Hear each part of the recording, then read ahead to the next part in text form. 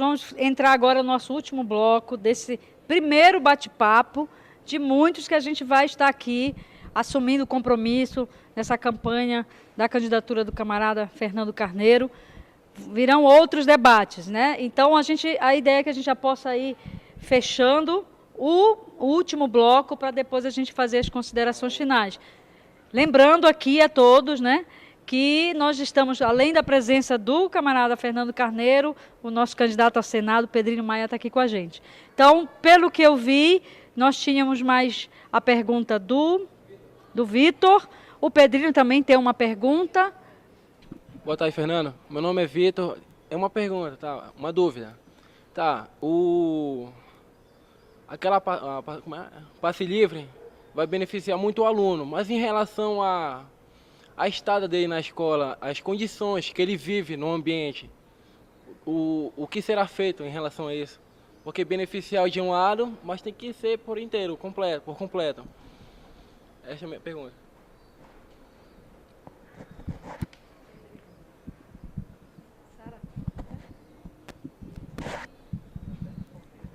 Boa tarde, Fernando. Boa tarde a toda essa juventude que está aqui.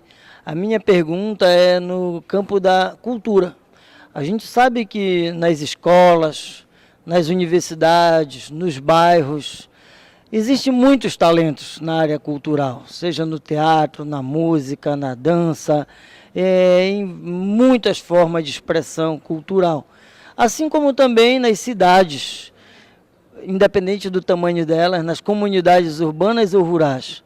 E eu queria lhe perguntar qual a sua ideia para que a gente possa criar espaços de expressão e espaços também de convivência, né, de que a população possa desfrutar dessa rica gama de expressões culturais e também conhecer todos esses talentos que estão no país, de um canto ao outro, nesse estado que é cultura pura, o nosso povo, né? Então, queria que você dissesse um pouco das suas ideias sobre essa política que tanto precisa ser desenvolvida. Boa tarde, né? Eu sou Lucas Alegari, sou estudante secundarista de cursinho popular e a minha pergunta é assim, qual o teu posicionamento sobre essa política de drogas? Porque eu acho que muita gente sabe que não é leis proibicionistas que vão diminuir o tráfico, que vão diminuir a violência. E como os vários candidatos hoje também se apresentam querendo reforçar essa política de droga, querendo aumentar essa guerra à periferia, guerra ao negro, ao pobre, ao jovem, entendeu? Mas, e também uma coisa que eu me lembrei, quando a gente estava falando essa pergunta aqui, que, voltando sobre o debate do passe livre, porque como eu sou estudante secundarista, de cursinho popular também, eu não tenho muito essa relação com o colégio, entendeu? Sim, mais com cursinho, vamos dizer assim, privado e tal, essas coisas. Como é que ficaria na situação em termos do passe livre? Como funcionaria para a gente? Ok. Obrigado pelas perguntas, Fernando. 1 minuto só para registrar a presença do nosso companheiro, que a gente chama aqui para entrar no nosso auditório, desse bate-papo, nessa roda. Rubem Nixon, nosso candidato a deputado federal. Obrigado, Rubem Nixon, por ter vindo aqui com a gente, dando valor a esse debate que é a juventude, que vai fazer dessa campanha mais bonita, mais ética, mais justa, né? E levar a nossa vitória das nossas candidaturas aqui.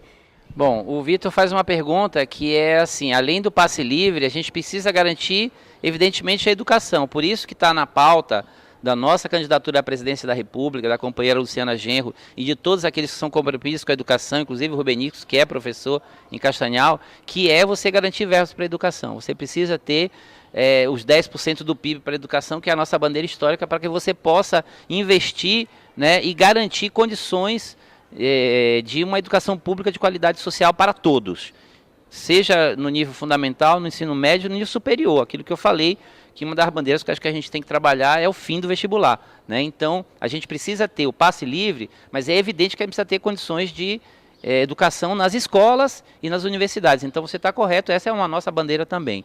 Respondendo a pergunta do Alegário sobre a questão das drogas, a primeira coisa que eu acho que a gente precisa deixar claro é que essa batalha contra as drogas está sendo perdida Com essa política atual, nós não estamos vencendo a política das drogas. Eu acho que a gente tem que iniciar um processo de discussão pela descriminalização de algumas drogas, como no caso a maconha, por exemplo. Eu sou favorável a que a gente faça esse debate, que a gente entre nessa discussão, que a gente ponha o dedo nessa ferida. Porque o que é importante a gente perceber hoje é que e agora a gente tem que tomar cuidado com isso, alguns países estão tratando da descriminalização da maconha como um mecanismo de auferir lucros. Eu acho que a gente não tem que entrar nessa seara, mas é uma discussão que a gente tem que fazer, e eu acho que a discussão tem que rolar sem preconceitos, sem moralismos e sem estabelecimento de estigmas em relação ao que é droga. Até porque se fosse para transformar todas as drogas em ilegais, a gente tinha que fazer uma campanha para ilegalizar o cigarro e o álcool, que são drogas tão ou mais poderosas do que aquelas que estão colocadas aí. Em relação à questão do passe livre para o estudante de cursinho, eu acho que isso é uma discussão absolutamente tranquila. Essa distinção entre quem é estudante da rede oficial e quem é estudante de cursinho é artificial. Para mim são estudantes todos e, portanto, todos terão direito ao passe livre.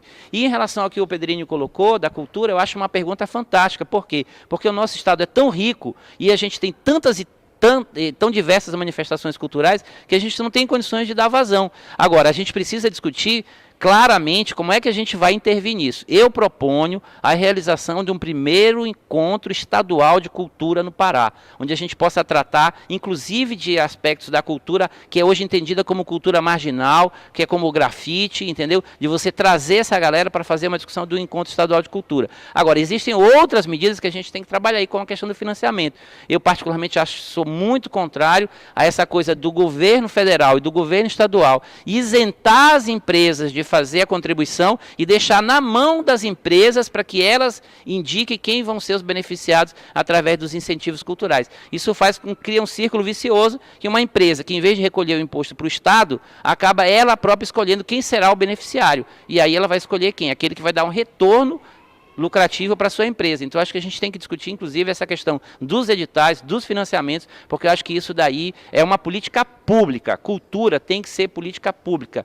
Cultura tem que ser matéria a ser discutida pelo governo, pela prefeitura e pelo governo federal. Não só como um mecanismo de reprodução dessa cultura asséptica que a gente tem aí. A nossa cultura, que está subterrânea, precisa emergir, precisa ter apoio do governo do Estado, e a gente na Assembleia Legislativa, e você no Senado Federal, e o Rubenix na Câmara Federal vão fazer isso, eu tenho certeza.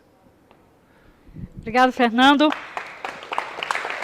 Agora senti, né, que nós estamos num clima do debate, do bate-papo. A juventude está ligada, a juventude não vai esquecer, porque nós estamos nas redes, vamos estar circulando por esse estado todo, levando as nossas propostas, levando a voz da juventude do Pará, não é isso, Pedrinho? Então eu queria, antes da gente fechar o último bloco, que tem mais 2 perguntas, chamar o camarada Rubenix aqui para fazer uma saudação para a gente, do compromisso que ele cela também aqui com a juventude, com o nosso programa dessa frente de esquerda.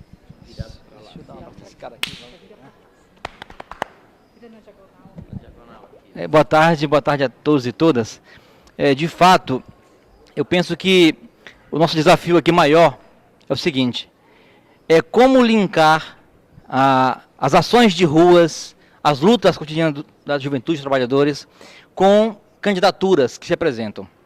Porque, inclusive, muitos da direita se apresentam como os detentores, né, do discurso de mudança, inclusive que evocaram as 11 de junho. Né? E aí o Tarefa da Juventude dizer, não, peraí, nós temos nomes e nomes que poderão dizer que realmente estão nesse caminho. Inclusive, com relação à questão do cursinho. Alguém falava que olha, pode ser igualado e tal. Em Castanhal, por exemplo, é bom lembrar, nós criamos uma lei em 2001 que o cursinho paga a meia passagem também. E, inclusive, Belém não conseguiu esse avanço. Então, para nós que militamos na educação pública, na verdade, não existe outro caminho, senão, é claro, fincar forças para que, de fato, haja investimento na educação pública. E, é claro, para nós, do PSOL, é fundamental a juventude perceber que, de fato, há nomes, e aí o Carneiro tem um papel. Inclusive, a gente fala muito isso. O Carneiro é o vereador do Pará. O cara que viaja, vai em Castanhal, vai em Santarém, que vai... E, infelizmente, não temos essa postura em outros mandatários.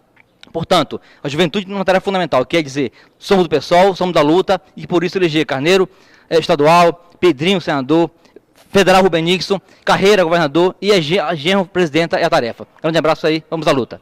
Vamos fazer esse último bloco, fechando essa primeira roda de bate-papo, que virão muitas. Até 5 de outubro a gente vai construir muita coisa bacana aqui.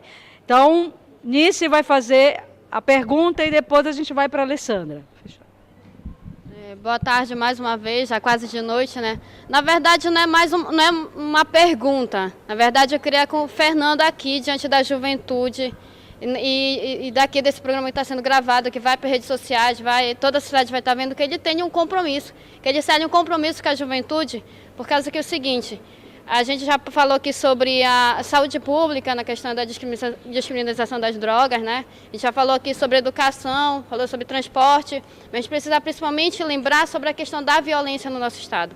O Pará, há muitos anos, vem liderando violência justamente na faixa etária da juventude aqui no nosso estado. E assim, aqui do nosso lado, em Ananindeua, é um dos municípios mais violentos do Brasil, segundo o último mapa da violência. O Pará vive revezando, né, nessa questão da liderança do ranking. Tailândia, Marituba, Ananindeua, enfim, sempre nesses índices piores e para essa questão da juventude. Então, assim, Fernando, a gente ainda não viu, assim, nessas candidaturas apresentadas aí, a gente começou o programa eleitoral na televisão e a gente, na verdade, a gente vê o contrário, a gente vê pessoas que vêm da polícia, por exemplo, que vêm da PM, tudo isso, se candidatando aí, falando, reforçando que vai lutar pela implantação de delegacias, de presídios, que as leis sejam eficazes para prender bandidos, isso e aquilo. Só que o bandido que ele está falando é aquele pobre filho de trabalhador lá da periferia, que está matando, está roubando, está se drogando, né? Porque não tem uma oportunidade, não que esse seja o caminho, não que não que eu esteja defendendo isso aqui. Mas, enfim, mas não é esse o meio. A gente sabe, já debateu aqui, a gente viu que o meio é a educação. E a gente não vê eles pautarem isso nesses programas eleitorais. Então, a gente queria que o Fernando tivesse aqui o compromisso que, em vez de ser delegacias, ser presídio, sejam escolas, seja postos de saúde, seja o debate sobre drogas que sejam colocadas em pauta mesmo, que a gente possa debater e realmente tirar a questão do conservadorismo, a descriminalização e tudo mais, a gente possa debater isso, sobre a questão das mulheres, a violência para a mulher, que é muito alta no nosso estado, né? As mulheres sofrem muita violência no nosso estado e a gente precisa colocar também isso em pauta, debater a questão do aborto, enfim, tem muitos outros assuntos que a gente precisa tratar. Boa tarde, Carneiro. Eu me chamo Alessandra, também sou coordenadora do DCE da UEPA, sou coordenadora geral do Centro Acadêmico de Educação Física da UEPA.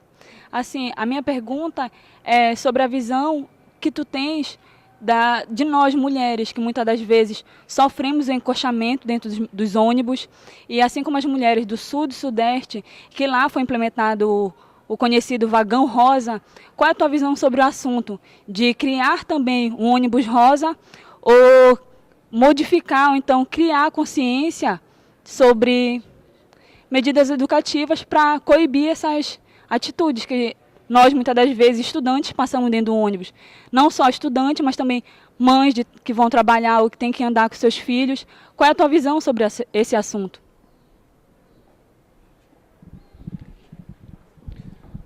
Queria registrar a presença da minha querida Carla, que é uma militante do Movimento da Cultura, das quadrilhas de São João, que eu conheci numa batalha que a gente teve com a Prefeitura de Belém, né?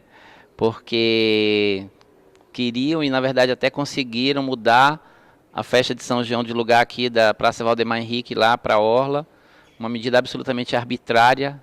Nenhuma das quadrilhas queria isso, mas acabaram tendo que ser empurrado goela abaixo essa mudança, e que domingo passado fez uma ação muito legal, uma ação simbólica, juntou um mutirão de pessoas para fazer uma limpeza lá na Praça Valdemar Henrique, que deu tanto certo que na segunda-feira a Prefeitura mandou uma equipe para limpar o que eles já tinham limpado, né?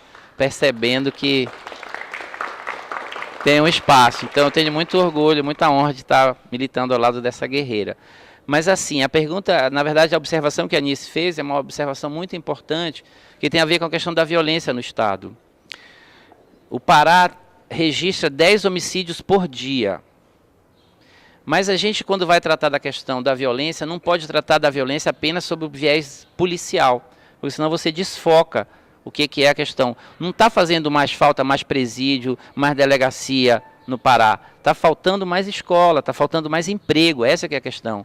Nesse último ano, Pedrinho e Rubem Nixon, o Pará perdeu 370 mil postos de emprego, ou seja, 370 mil pais de família, no período de um ano, foram demitidos. E aí essas pessoas vão fazer o quê? Aí eles, às vezes, vão virar camelôs, como alguns vão para João Alfredo. Aí a prefeitura vai e quer expulsá-los de lá. A prefeitura quase que está fazendo assim, olha, vão para a criminalidade. Porque o cidadão perde o emprego, vai virar um trabalhador do mercado informal porque é trabalhador, não é porque não tem carteira assinada que não é trabalhador, porque às vezes ele acorda 5 horas da manhã para levar sua mercadoria para lá, monta a barraca e fica 12 horas lá, desmonta a barraca para no dia seguinte estar lá. Se não é trabalho isso é o quê? Entendeu? Então, se um Estado que não gera emprego, que não gera educação, não pode esperar outra coisa senão violência. Então, se a gente não sair desse círculo vicioso da violência, investindo apenas em mais policiais, e mais delegacias e mais presídios, a gente não vai resolver a equação da violência. A equação da violência se resolve com projetos sociais, com emprego e com educação. É assim que a gente resolve o problema da violência. E a pergunta da Alessandra em relação à questão da mulher, que eu acho que é uma questão que a gente precisa abordar com mais dedicação, com mais carinho, porque envolve muitas questões, né? Principalmente em relação à exploração, a dupla, tripla, quádrupla jornada que a mulher é submetida, aos preconceitos que ainda são estabelecidos na sociedade, apesar da mulher já ter conseguido um espaço, que eu acho que é importante, e eu tenho muita honra de dizer que a nossa candidata a presidente da República é uma mulher e é uma feminista, porque não basta só ser mulher, tem que ser feminista, porque não adianta ser como é um negro nos Estados Unidos que não defende a causa dos negros. A gente está vendo o que está acontecendo lá, a violência contra os negros permanece inalterada nos Estados Unidos, apesar de um negro ser o presidente da República. Então aqui no Brasil, apesar de ser uma mulher presidente da República, não avançaram as políticas sociais para a mulher, porque ela não é feminista, ela defende os interesses do capital. Então nesse sentido, além de ser mulher, precisa ser feminista. E em relação a essa questão, eu estou absolutamente aberto que a gente possa fazer essas discussões.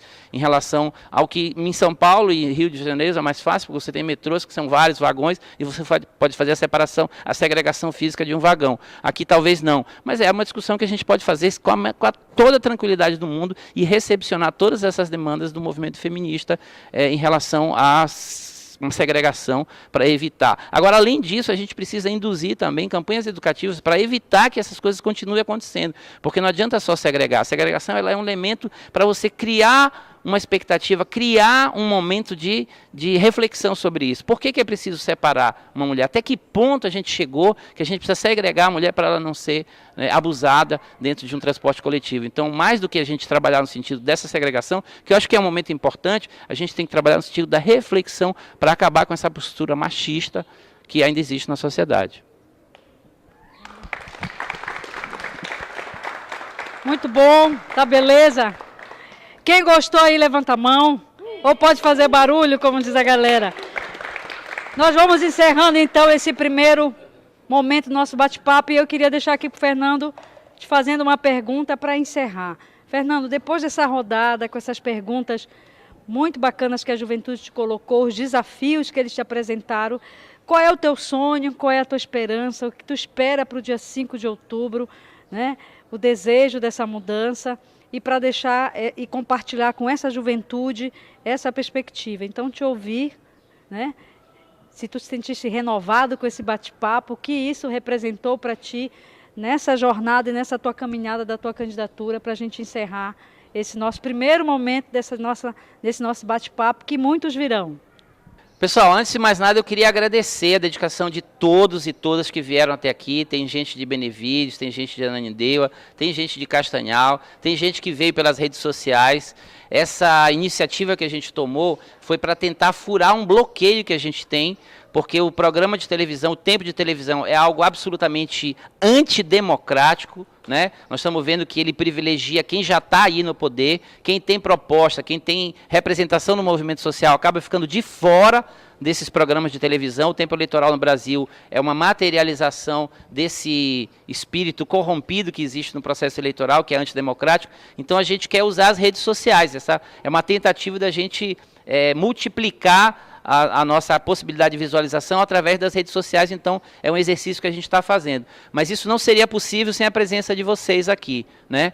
Eu queria dizer que a gente sai sim renovado dessa experiência, a gente sai com um compromisso reforçado, a gente sabe que as mudanças que a gente quer ver na sociedade, elas não virão apenas através de processos eleitorais, mas é importante disputar esses espaços, é importante ter nas câmaras municipais, nas assembleias legislativas, na Câmara Federal, no Senado e no governo e na presidência, pessoas comprometidas com as lutas do povo brasileiro. Então, é nesse sentido que a gente sai daqui absolutamente renovado, com o espírito mais aguerrido ainda para a luta, né? Eu acho que essa experiência é uma experiência que a gente precisa fazer outras vezes para que a gente possa sair daqui sempre mais renovado, né? Eu vou terminar com uma citação, Pedrinho, Rubenixo e demais companheiros, que eu ouvi, quer dizer, uma afirmação que eu ouvi durante as jornadas de junho. Numa das inúmeras passeatas que a gente teve, acho que foi naquela, se eu não me engano, que foi de São Brás até o entroncamento, eu já na qualidade de vereador, né, estava lá e participei de todas elas, e a gente viu muitos companheiros aqui, e numa dessas oportunidades eu vi uma pessoa, um jovem, um estudante, não sei de onde era, não o conheço, e ele falou assim, olha, você é vereador, está aqui na luta, né, que legal ver um vereador na luta. E eu falei para ele, meu querido, eu não sou um vereador que está na luta, eu sou um lutador que está na Câmara, é diferente. É com esse mesmo espírito que a gente quer ir para a Assembleia Legislativa, é para manter uma relação orgânica com os movimentos. A gente não quer ser eleito e abandonar o movimento que a gente veio. A gente vai estar, pelo contrário, em vez da gente ser um representante da Assembleia Legislativa junto à população, nós vamos ser um representante do povo, da juventude, dos trabalhadores, das trabalhadoras dentro da Assembleia Legislativa. E é esse com o espírito que a gente sai daqui renovado para realizar outros encontros dessa mesma forma que a gente realizou, tão vitorioso. Eu saio daqui, tenho certeza que todo mundo sai mais enriquecido, né, depois desse debate. Então, obrigado a todas e a todos, tá?